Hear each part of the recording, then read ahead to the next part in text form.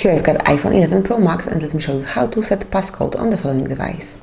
So at the very beginning you have to find and select the settings.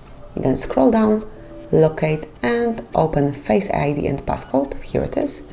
And now scroll down one more time and click on Turn Passcode On. So now it's time to enter the passcode.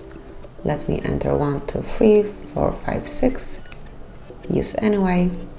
And then confirm it by tapping the passcode one more time. So it was 1, 2, 3, 4, 5, 6.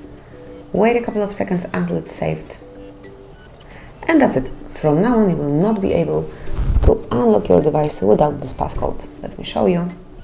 You have to enter 1, 2, 3, 4, 5, 6. And that would be all. This is how you can set up passcode to your iPhone 11 Pro Max. This is how you can protect your device. Thank you for watching. Please subscribe our channel and leave the thumbs up.